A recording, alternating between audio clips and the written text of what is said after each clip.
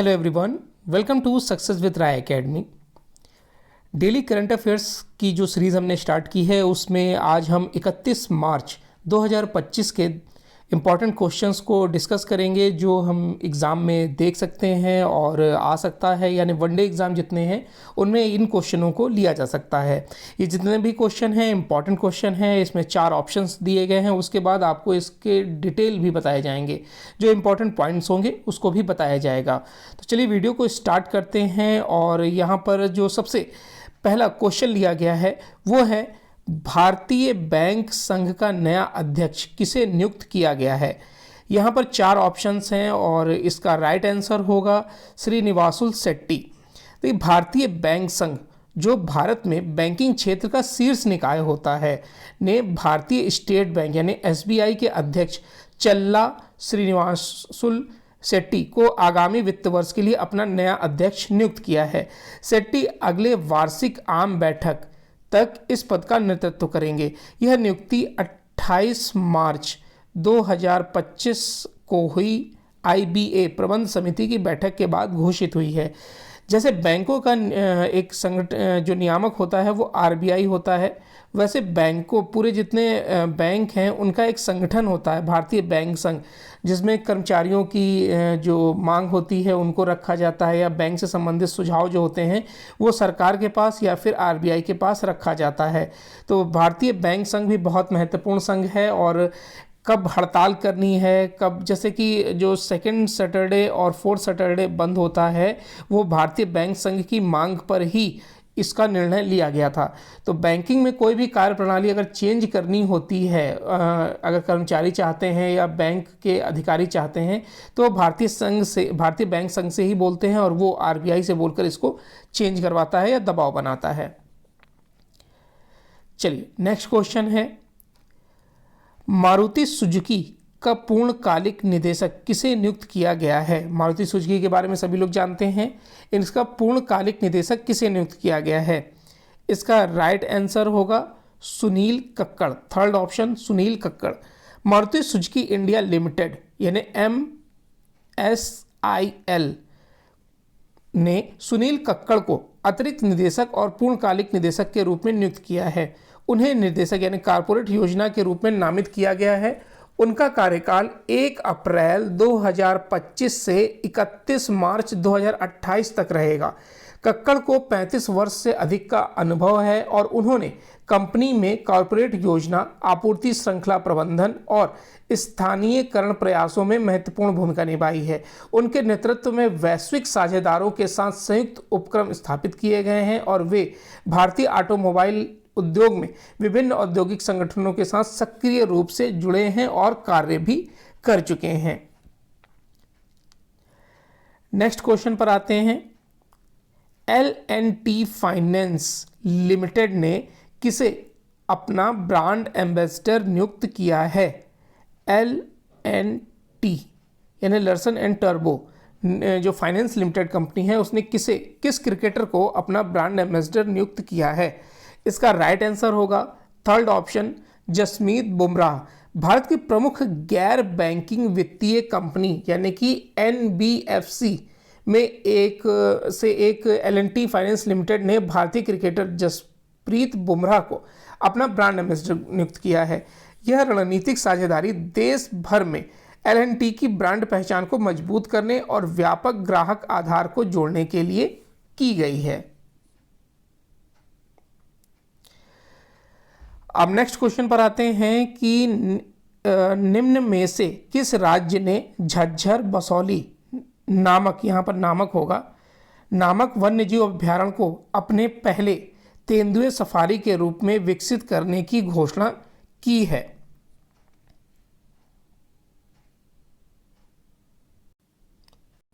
इसका right answer होगा fourth option Punjab. देखिए झज्जर जो बजौली वन्यजीव अभ्यारण्य है, जिसे झज्जर बजौली वन्यजीव अभ्यारण्य भी कहा जाता है, पंजाब के सतलुज नदी के पास स्थित है। अगर हम इस स्थान की और डिटेल के बारे में जानकारी करें तो यह अभ्यारण्य तेंदुए, सांभर हिरण, भौंकने वाले हिरण और विभिन्न पक्षी प्रजातियों सहित वनस्पतियों और जीवों की समृद्धि विविधता का घर है। पहली तेंदुए सफारी जो है वो पंजाब के झज्जर बजौली में ही ओपन किया जा रहा है। और झज्जर के बारे में आपको और बता दें कि यहाँ पर कितने अन्य वन्यजीव अभ्यारण्य हैं। तो 2 वन्यजीव अभ्यारण्य जैसे कि भिंडवास वन्यजीव अभ्यारण्य और भिंडवास पक्षी अभ्यारण्य झज्जर में पहले से ही स्थित है। भारत का सबसे छोटा वन्यजीव अभ्यारण्य अगर आपसे एग्जाम में पूछा जाता है तो आपका राइट आंसर हो गया। अभ्यारण्य का मुख्य उद्देश्य जानवरों को आरामदायक रहने का आवास प्रदान करना होता है। भारत में घने जंगल, बड़ी नदियां और ऊंचे और खूबसूरत पहाड़ सहित खूबसूरत वन्यजीव अभ्यारण्य भी हैं। सबसे बड़ा वन्यजीव अभ्यारण्य कच्छ का रण जो अभ्यारण्य है जो गुजरात में है, और सबसे छोटा वन्यजीव अभ्यारण्य बोर टाइगर रिजर्व जो महाराष्ट्र में है।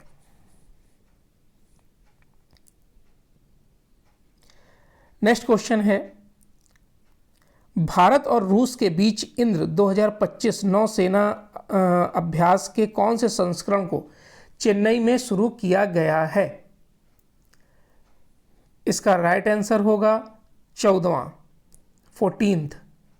14th जो क्रम है ये किया जा रहा है।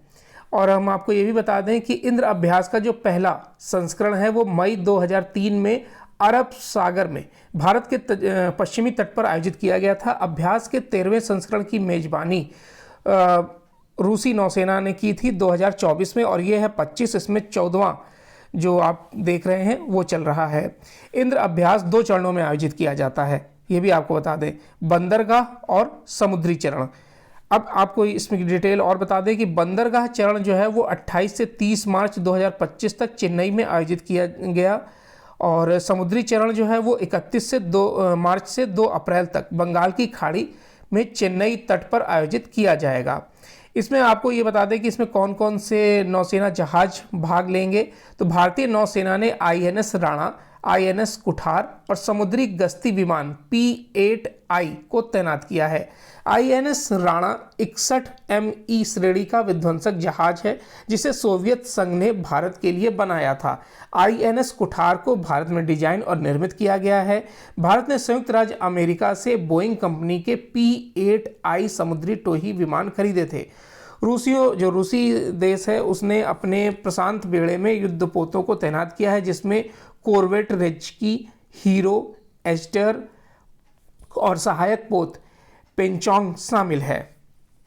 आपको ये बता दें कि भारत और रूस हमेशा से द्विपक्षीय संबंधों में महत्वपूर्ण देश आपस में रहे हैं, और ये भी अगर आपसे एग्जाम में पूछा जाता है कि इंद्र 2025 नौसेना अभ्यास भारत और किस देश के बीच आयोजित हुआ है, तो आपका राइट आंसर होगा रूस, संस्करण 14वां।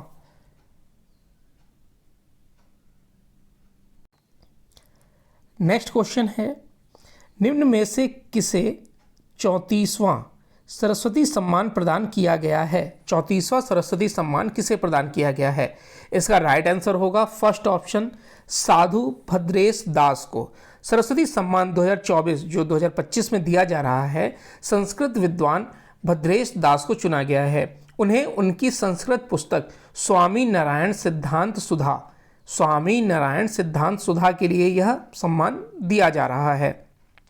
सरस्वती सम्मान के बारे में आपको और जानकारी दे दें कि यह सम्मान के बिरला फाउंडेशन के द्वारा दिया जाता है। इसकी स्थापना 1991 में की गई थी।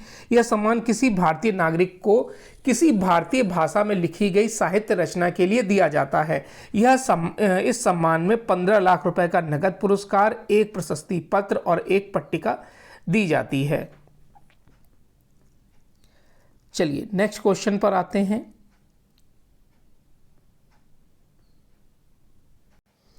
नेक्स्ट क्वेश्चन है कि हुरून ग्लोबल रिच लिस्ट कह सकते, ग्लोबल रिच लिस्ट 2025 जारी कर दी गई है। इसके अनुसार किस देश में दुनिया के सबसे ज़्यादा अरबपति बताए गए हैं? इसका राइट आंसर होगा फर्स्ट ऑप्शन, भारत।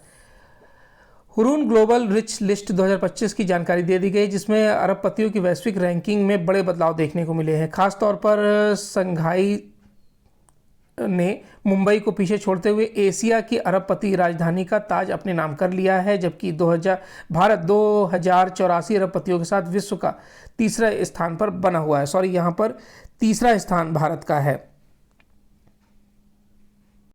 और अमेरिका 870 अरबपतियों के साथ पहले स्थान पर है। भारत तीसरे स्थान पर है, जहां भारत में 284 अरबपति इसमें बताए जा रहे हैं। और अगर सबसे ज़्यादा संपत्तियों की बात करें तो एलन मस्क जो टेस्ला में है, $420 बिलियन के साथ पहले स्थान पर है। जेफ बेजोस जो अमेजॉन के हैं वो $266 बिलियन। फिर तीसरे पे मार्क जुकरबर्ग हैं जो फेसबुक, मेटा, व्हाट्सएप के सीईओ हैं या मालिक हैं, वो $242 बिलियन के साथ तीसरे स्थान पर हैं।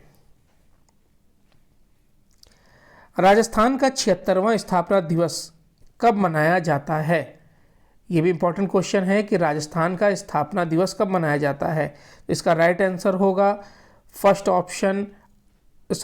ऑप्शन 30 मार्च। राजस्थान का जो स्थापना दिवस है, 76वां स्थापना दिवस, वो 30 मार्च को मनाया जाता है। राजस्थान के बारे में आप सभी जानते हैं, एक ऐतिहासिक राज्य है जहाँ पर कई योद्धाओं ने जन्म लिया है।